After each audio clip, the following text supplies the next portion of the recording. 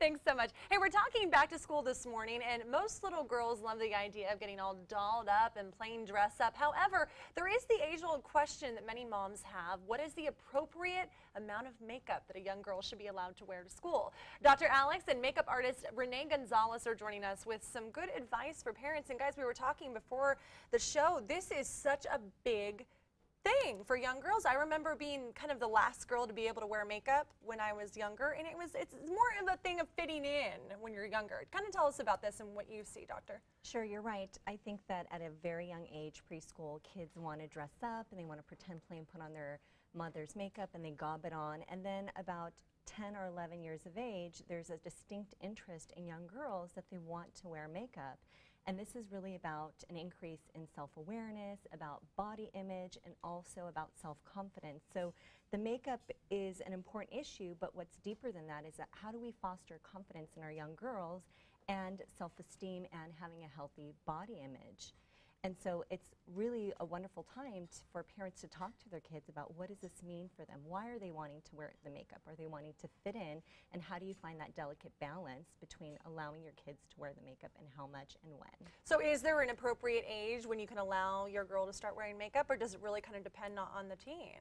I think that parents have to strike a fine balance, and usually I think most parents would agree that middle school, high school, 13, 14 years of age, but also look at the context in which the kids are in. So when are the kids in the neighborhood wearing the makeup? When are they wearing it at the school or the church? And then also, when did the mother start to wear makeup? And find, really have a conversation with your child and find a balance and compromise. And of course, when you do allow them to wear makeup, you want to make sure that it's the right amount and that it's appropriate. Renee, let's talk to you. You've been doing makeup for a long time, and you told me that parents will come to you and ask for advice about how much makeup they should allow their teens to wear. What do you tell them? Yeah, basically what I like to first start with is good skincare. I like to talk about taking care of the skin. I like to talk about using a good cleanser, facial lotion.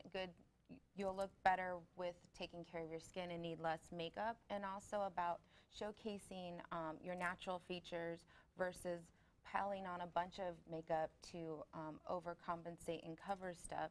So really just about enhancing features. So do you tell them less is more, especially at that age? They probably don't have that much to cover. I know a lot of teens deal with acne, but sometimes a lot of makeup will make it worse. So how do you tell them less is more and have them believe you? Because I think that can be the challenge too.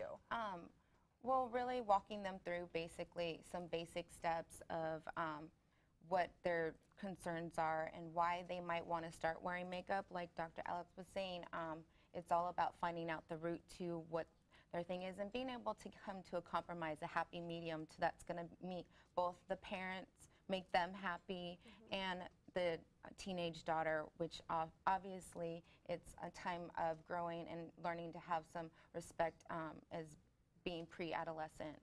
Such an awkward stage, isn't it? Those middle school years. It's already hard enough.